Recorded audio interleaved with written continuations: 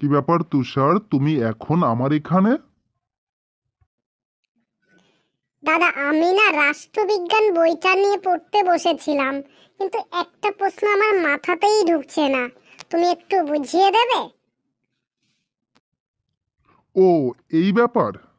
কোন প্রশ্নটা বুঝতে পারছিস না বল আমায়। আমি না ভারতের সুপ্রিম কোর্টের গঠন ও কার্যাবলীটা বুঝতে পারছি না। তুমি যদি প্লিজ আমাকে একটু ভালো করে বুঝিয়ে দাও, তাহলে আমি পরীক্ষায় খুব সুন্দর করে লিখতে পারবো। দেখো, প্রথমেই সুপ্রিম কোর্টের গঠন নিয়ে আলোচনা করব। ওকে। সুপ্রিম কোর্ট একজন প্রধান বিচারপতি ও অনধিক 7জন বিচারপতি নিয়ে গঠিত হয়। 2019 সালের আইন অনুসারে একজন প্রধান বিচারপতি এবং সর্বাধিক 33 জন বিচারপতি নিয়ে সুপ্রিম কোর্ট গঠনের কথা বলা হয়েছে। বিচারপতিদের যোগ্যতা, নিয়োগ পদ্ধতি, কার্যকাল ও পদচ্যুতি নিয়ে এবার আমরা নিম্নে আলোচনা করতে পারবো, বা সেই সমস্ত বিষয়গুলো নিয়ে আমরা আলোচনা করব। ক্লিয়ার? সুপ্রিম কোর্টের বিচারপতি হতে গেলে একজন ব্যক্তিকে ভারতীয় নাগরিক হতে হবে। ওকে। এবার দ্বিতীয় হচ্ছে কমপক্ষে 5 বছর হাইকোর্টের বিচারপতি হিসেবে কাজের অভিজ্ঞতা অথবা 10 বছর অ্যাডভোকেট হিসেবে কাজের অভিজ্ঞতা থাকতে হবে। আর 3 নাম্বার যেটা, এটা মাথায় রাখবি ভালো করে, তিনি রাষ্ট্রপতির মতে আইনজ্ঞ হবেন। ওকে। এবার নিয়োগ পদ্ধতি। প্রধানমন্ত্রী ও কেন্দ্রীয় আইনমন্ত্রী রাষ্ট্রপতিকে পরামর্শ দেন, সেই অনুযায়ী রাষ্ট্রপতি সুপ্রিম কোর্টের বিচারপতি নিয়োগ করেন। তাহলে নিয়োগটাও মাথায় ঢুকলো। এইবার হচ্ছে কার্যকাল ও পদচ্যুতি। তাহলে এই যে যাদেরকে নিয়োগ করা হলো, এদের কার্যকাল কেমন হবে এবং পদচ্যুতি কিভাবে হয়। ওকে। দেখো, সুপ্রিম কোর্টের বিচারপতিগণ 65 বছর বয়স পর্যন্ত পদে থাকতে পারেন। ওকে। সংসদের প্রস্তাবে রাষ্ট্রপতি ইমপিচমেন্ট পদ্ধতির সাহায্যে তাদেরকে পদচ্যুত করতে পারেন। দেখ, সুপ্রিম কোর্টের ক্ষমতা ও কার্যাবলী এবার তোকে ভালো করে বুঝতে হবে। ওকে। সুপ্রিম কোর্টের কর্মক্ষেত্র 4টি এলাকায় রয়েছে। এই অঞ্চলগুলো কি কি? দেখ, এক হচ্ছে আপিল এলাকা, দ্বিতীয় আদেশ, নির্দেশ ও লেকজারি এলাকা, তৃতীয় মূল এলাকা, চতুর্থ পরামর্শ দান এলাকা। এই 4টে এলাকায় কিন্তু তোকে ভালো করে লিখতে হবে এই বিষয় সম্পর্কে। ওকে।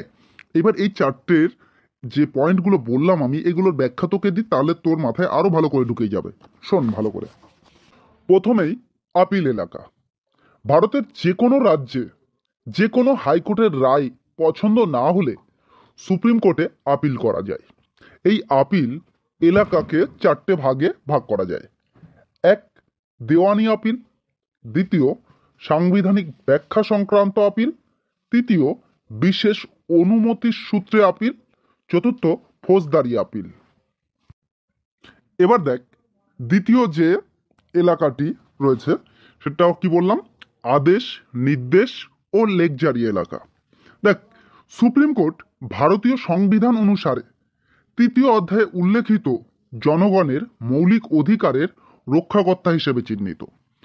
32 নং ধারা অনুসারে এই মৌলিক অধিকার ক্ষুণ্ণ হলে সুপ্রিম কোর্ট তার প্রতিকার করে।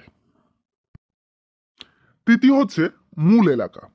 131 নং ধারা অনুসারে সুপ্রিম কোর্টের মূল এলাকা যুক্তরাষ্ট্র সংক্রান্ত কোনো বিতর্কের সঙ্গে জড়িত বিরোধের মীমাংসা করে। 71 নং ধারা অনুসারে এই মূল এলাকা রাষ্ট্রপতি ও উপরাষ্ট্রপতি নির্বাচনে কোনো বিরোধ হলে তার মীমাংসা করে। এবার চতুর্থ, পরামর্শ দান এলাকা। ওকে। 143 নং ধারা অনুসারে সার্বজনীন গুরুত্ব রয়েছে এমন কোনো আইন সংক্রান্ত প্রশ্নে রাষ্ট্রপতি সুপ্রিম কোর্টের পরামর্শ নিতে পারেন, কিন্তু সরকার সুপ্রিম কোর্টের মত অনুযায়ী কাজ করতে বাধ্য নন। ওকে। তাহলে পুরোটা মাথায় ঢুকে গেছে। এবার উপসংহার তুমি বানিয়ে লিখতে পারো, বা আমি যেরকম বলছি সেই রকমও লিখতে পারবে তোমরা পরীক্ষা হলে। ওকে।